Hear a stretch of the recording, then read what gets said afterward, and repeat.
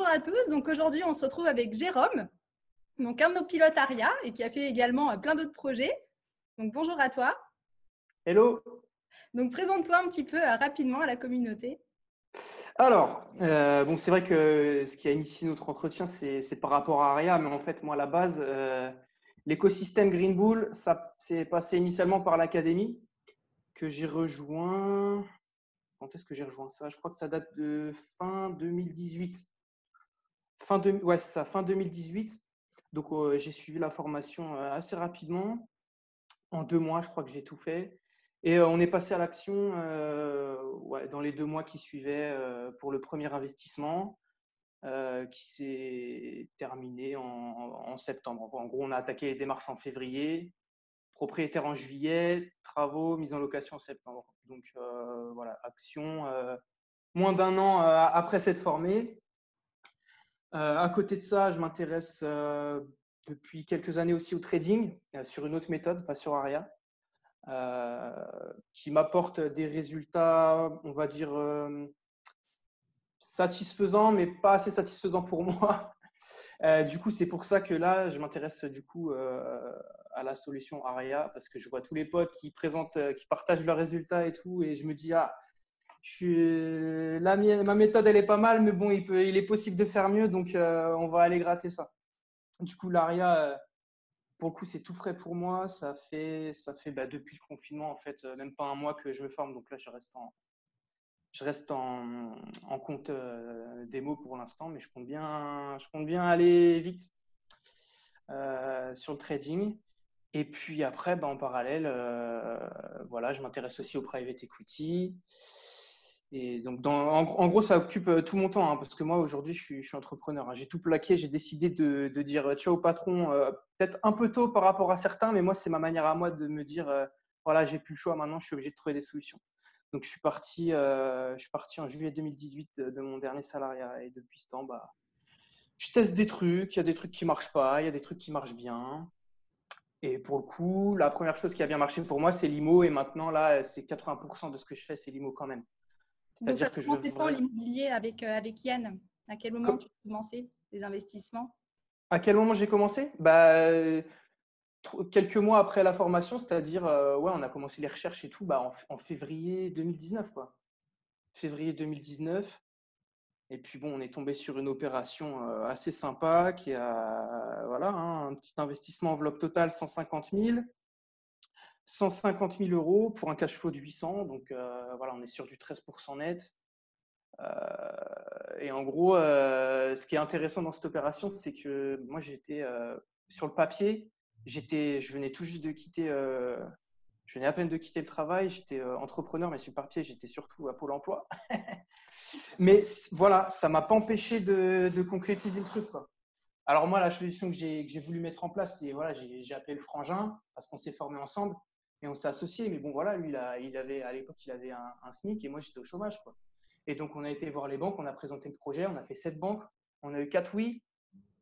Quand l'opération était validée, c'était sûr. J'ai demandé à ma banquière et si j'avais été tout seul, vous me suiviez ou pas? Et là, elle m'a répondu, ouais, sans problème. Franchement, le projet, il est solide. Nous, là, on n'a même pas regardé votre situation, en fait, parce que vous nous avez montré que vous saviez faire les choses. Et depuis ce moment, je me suis dit, voilà, il y a zéro excuse. Et je suis parti sur ce modèle, voilà, d'utiliser mon temps, mes connaissances et de m'associer avec d'autres gens. Et du coup, le BIF 2019, Yann, il a fait un truc sur l'association. Et il a juste exactement confirmé ce que j'appliquais. Et depuis ce moment-là, là, plus de limite. Là, on recherche des trucs un peu plus gros et on s'associe pour pouvoir faire plus grand, quoi. Voilà un peu pour le parcours IMO. Donc là, j'ai 3 opérations en cours, mais ça me saoule parce que voilà, c'est bloqué pendant le confinement. C'est vrai qu'avec le confinement, tout le monde est un peu bloqué, mais ça va C'est repartir, je chiant. pense, à la normale très prochainement. À l'instant T, c'est vrai que c'est embêtant, mais bon, c'est pour que ça se passe encore mieux après, quoi. Donc voilà, c'est un ralentissement. Voilà, moi, je suis obligé de revoir mes objectifs. Mais bon, ça fait partie du jeu aussi, quoi. Donc au début, justement, tu disais, voilà, tu pensais ne pas avoir le profil et qu'il n'y a plus d'excuses. Donc quel conseil tu pourrais donner justement à ceux qui hésitent à franchir le pas, que ce soit en immobilier, mais dans d'autres domaines également? Ouais, alors ça, c'est un truc. c'est vrai que j'aime bien échanger avec les gens là-dessus. Et sans parler forcément, voilà, il n'y a pas de domaine particulier, c'est vraiment une généralité. Quand on s'intéresse à quelque chose et qu'on va avoir des résultats dessus, enfin voilà, c'est pas nouveau, tout le monde le dit. Voilà, faut se faire ses armes et il faut se former dans un premier temps. Donc vraiment bouffer, il y a du gratuit. Après, moi, je favorise le payant parce que quand je suis un fou de formation en ligne, moi, sur plein de trucs. Et en fait, oui, on a le contenu gratuitement, sauf que moi, quand j'achète une formation, ce que j'attends, c'est d'avoir un plan d'action et des résultats.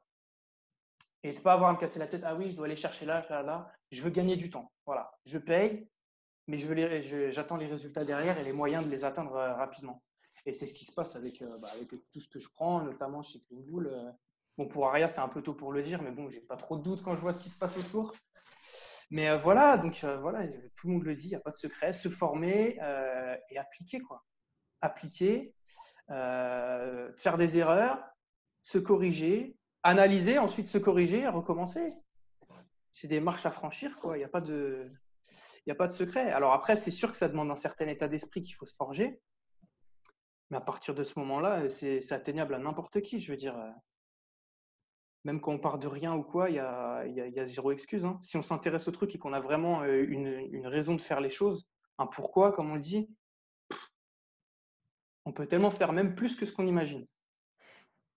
C'est vrai, c'est très bien dit. Et je vois que tu diversifies vraiment donc, tes revenus. Donc, tu as commencé par l'immobilier. Et qu'est-ce qui a été le déclencheur pour passer aussi du côté du trading? Alors, trading, moi, c'est vrai que j'ai un papa qui était dans la bourse de base. Donc, c'est vrai que je me suis toujours intéressé.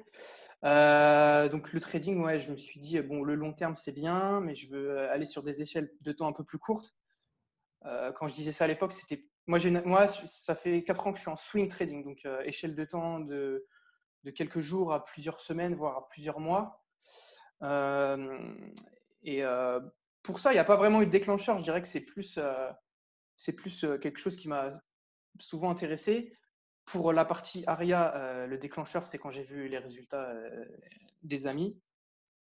Et puis ensuite, ce qui a été déclencheur par rapport à toute cette histoire de diversification, tout ça, c'est justement la crise là. Parce qu'en fait, pour la petite histoire, on va dire que j'étais salarié d'une entreprise et j'ai eu la chance d'avoir beaucoup d'intéressement de participation et de replacer ça dans un plan épargne entreprise qui était bloqué, tout ça. J'ai eu la chance, voilà, c'était en 2012 à 2015. C'est vraiment l'action que je l'ai pris au début. Ça m'a fait un bon coup de pouce. Elle a vraiment grossi. J'avais beaucoup d'attaches sentimentales avec cette action. Et du coup, j'avais quand même 80% de mon patrimoine qui était là-dessus. Donc, en soi, déjà de base, je savais que c'était pas bien, que j'avais tous mes œufs dans le même panier, mais j'avais une confiance dans le titre en question. Voilà, sauf que là, la crise, gros boom. Donc, c'est la première crise que je subis en tant qu'investisseur sur les marchés. Et puis là, ça m'a fait reposer pas mal de questions. C'est vrai qu'en plus, ça fait longtemps que je me dis faut diversifier, même si elle monte. Jérôme, là, attention. Et donc, du coup, j'ai attendu que ça se casse un peu la gueule pour tout virer. Donc, du coup, en gros, on va dire moitié de crise, j'ai tout enlevé. Finalement, sur le coup, on a l'impression que c'est une grosse perte, mais c'est vrai que par rapport à l'investissement initial, j'étais quand même en plus-value, attention. Mais bon, mentalement, ça m'a quand même fait un petit déclic là-dedans. Et je me suis dit, bon, je me coupe un bras. J'ai bien fait parce que ça s'est encore cassé la gueule après. Donc, je ne regrette pas. Si c'était à refaire, je referai, même si ça remonte encore. Et du coup, à partir de ce moment, j'ai décidé à vraiment me concentrer sur la partie Million Run que je suivais depuis plusieurs mois. Mais là, j'ai vraiment été deep dans le sujet. Donc là, je me suis dit, bon, ok, tu t'intéresses à quoi? Tu as quoi comme formation, etc. Donc, crypto, trading, equity. Et là, j'ai attribué un pourcentage sur chaque ligne, aussi par rapport à mon profil et la manière dont je suis à l'aise avec les différents supports. Par exemple, le trading, j'ai mis 50% parce que je me sens plus à l'aise dessus. Enfin, bref, c'est là que j'ai vraiment redistribué. Justement, ça nous intéresse comment tu as distribué ce portefeuille, justement, pour que ça puisse… Du coup, pour commencer, donc, je me suis formé donc crypto-monnaie, private equity. Donc ça, c'est crypto-monnaie, c'est volatile, c'est dangereux. Equity, c'est pas liquide. Donc ça, déjà, petite allocation. Donc, j'ai décidé de mettre 10% crypto, 10% en private equity, donc de tout mon capital. 10% sur le livret A. Ça, c'est vraiment là tout de suite débloquable rapidement. Tac, donc j'ai dit crypto, voilà. Et tout le reste en trading. En gros. D'accord. Et l'avantage du trading, là, je parlais avec un pote hier, il me disait ouais, mais il faut que ton investissement il soit liquide. En trading, c'est pas le cas de ça. Je fais mais en fait non, la liquidité c'est bon allez, il y a quelques différences près. Il faut juste faire une demande que ça se débloque. Tu as peut-être un jour de delta ou pas, mais pour un jour de delta, finalement, l'investissement il est liquide. Donc autant le faire travailler plus intelligemment, donc en trading ou en bourse, que sur un livret A, quoi. Voilà un peu ma stratégie. Après, je dis pas que c'est celle qui me correspond et ça, c'est vraiment important, je pense. Il n'y a pas de stratégie qui est applicable pour tout le monde. C'est vraiment en fonction de son profil. Voilà, moi, il y a plein de gens qui m'ont dit Jérôme, 50% trading, c'est beaucoup. Ouais, moi, les gars, je suis à l'aise avec ça, j'ai mes règles. Voilà, je suis confiant, donc moi, je fonctionne comme ça. Ce qu'il faut noter, c'est que tu étais déjà dans le bain avant, donc c'est aussi plus facile d'allouer un plus gros capital, on va dire, Ouais. au portefeuille quand on a une expérience aussi à l'avance. Donc c'est aussi bien. Ouais. Et ça, il faut toujours le répéter, mais le trading, c'est quand même de la formation avant, des connaissances. Et ça, je pense que tu ne le négliges pas non plus. Ah non. Ça, sinon, on peut faire. On en voit, hein, là, surtout en ce moment, hein, des gens qui tentent des coups sur le pétrole et tout, qui se cassent la figure. Enfin bon, après, c'est d'autres approches, quoi. Mais c'est vrai que voilà, diversifier sur les différentes classes d'actifs et puis après, dans chacune de ces classes, là, pas trop se diversifier non plus, se spécifier et vraiment maîtriser le truc. C'est ça que j'applique en fait. Donc voilà, suite à tout ça, ça m'a donné vraiment la rage et du coup, je me suis dit, avant la fin de l'année, je fais x2 sur le patrimoine. Voilà, c'est l'objectif. Alors c'est ambitieux, mais c'est vraiment le truc qui va me booster et qui va me forcer à faire les choses bien, correctement et surtout en sécurité maintenant. Donc après le confinement, là, tu passes en accélération. Non, dès maintenant. Dès maintenant. Dès C'est maintenant. encore mieux. Non, bah, du coup, comme l'IMO est un peu en stand-by, moi j'ai des opérations, je ne peux rien faire dessus. Donc je mets l'accent sur tout le reste en fait. Ouais. Donc, tu n'attends pas après que l'IMO, tu te formes sur autre chose, tu continues. Non, l'IMO, c'est pas suffisant. C'est bien tout seul, à long terme, pour moi, c'est le meilleur le meilleur. Mais bon, voilà, c'est pas suffisant aussi. Surtout quand on fait partie des million runners où on a des objectifs ambitieux, c'est pas suffisant, on peut pas faire que ça. Puis il y a un delta, on n'a pas les résultats tout de suite. Moi, je voulais remplacer mon ancien salaire d'ingénieur à la fin de l'année avec les projets qui étaient en cours. Là, avec le confinement, je vais pas pouvoir. Donc, puis moi, pour le coup, j'ai une pression un peu plus importante, c'est que j'ai plus de revenus à la fin de l'année. Donc, il faut que je trouve des solutions. Je recommanderais à tout le monde de le faire, mais moi, j'ai testé de faire les choses en parallèle du salariat, j'ai pas réussi. Ça n'a pas marché pour moi. Moi, dans ma manière de fonctionner, c'est à fond sur le truc. C'est on fonce. Voilà, c'est tel état de vie. Si on devrait finir sur un mot, c'est Jérôme. Ouais, c'est ça. Faut y aller, c'est tout. Enfin, de toute façon, tout le monde dit ça. Hein. Si tout le monde le dit, c'est qu'il y a une raison. Il suffit juste de faire les choses. Alors après, je dis pas que c'est facile. Hein. Ça, c'est clair que pour moi, la grosse difficulté, c'est faire face à soi-même et à ce que disent les autres en face. Parce que quand on a tout le monde qui ne comprenne rien à ce qu'on fait, faut avoir une certaine mentalité, un certain état d'esprit pour franchir ces trucs-là. Parce que plein de gens peuvent se décourager. Les groupes, donc en groupe. Ah, ça, c'est un truc de fou. Faire partie de la communauté, voilà, c'est un vrai propulseur et c'est vrai qu'on se sent compris et c'est ça qui fait la différence aussi. Ah ouais, non, mais c'est clair. Et pour le coup, là, je dois dire que la team rentable et We Love Aria là-dessus, quand on arrive dans tout cet écosystème et qu'on voit vraiment tout le monde qui a des résultats, et là, tu te dis, il n'y a plus d'excuses. En fait, j'arrive, il y en a qui font 90% des gens font mieux que moi quand j'arrive dans le truc. Donc là, j'ai pas le choix, il faut que je fasse la même chose. Et pour le coup, c'est clair qu'en tout cas pour la team, j'ai plus d'expérience avec la team, donc je parle plus de la team. C'est vrai que maintenant, c'est considéré pour le coup comme une deuxième famille parce qu'on se voit des coups à Paris et tout. Et on échange, on partage, on se donne des conseils, on recommande des artisans par-ci par-là. Ah non, c'est clair, c'est. Moi, changement de vie, hein. L'académie, changement de vie, c'est clair. J'avais prévu de monter une boîte de conseils et tout. J'ai eu le projet IMO et j'ai fait non, c'est là qu'il faut que j'aille. C'est l'IMO. Et c'est vrai que j'ai pas eu peur de me remettre en question, de me dire ah ouais non j'ai fait telle formation donc faut que je continue dans ce domaine. Non, j'ai pas peur d'aller explorer de nouvelles choses. Et ça serait une erreur de se formater, de se dire ah non voilà je suis ingénieur en matériaux parce que c'était mon cas donc du coup je dois rester là-dedans. Non non non, faut explorer les pistes. La vie c'est ça pour moi. C'est comme ça que je la vois. C'est de trouver sa voie et ce pourquoi on est fait quoi.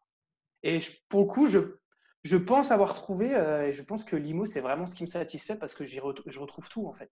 Je retrouve le côté gestion de projet, mais que je fais pour moi-même. Donc moi, j'ai besoin de toute cette vision d'ensemble. Et ça, je l'applique pour moi. Et les résultats s'appliquent à moi directement et à mes associés aussi. Donc moi, l'épanouissement, là, il y a un alignement. Là, quand je prononce alignement, je pense à Dompierre parce que lui m'a mis une claque aussi au bif. L'alignement, être aligné entre la vie pro, la vie perso et incarner nos valeurs, c'est là, je commence seulement, après un an du speech de Dompierre, je commence vraiment là à le réaliser. Le fait d'être aligné et de trouver sa voie et d'être OK avec ça et d'assumer tout ce qu'on fait. Et là, c'est bon, je suis sur carrément la bonne voie, quoi. Bon, en tout cas, bienvenue dans cette belle famille. Et on espère te garder longtemps parmi nous. Bah, c'est clair, c'est clair. La team, vous êtes toutes et tous au top là-dessus, que ce soit en termes de support, en termes de réactivité, il n'y a rien à dire. Franchement, vous faites un boulot et c'est pro et c'est ça qui vous différencie de la concurrence. C'est que vous avez vraiment une approche sérieuse et professionnelle. Bah, merci à toi de ton retour. Et puis, je te dis à très bientôt, en tout cas, Jérôme. Et de toute façon, on te voit très bientôt sur tous les groupes. Voilà. Avec grand plaisir.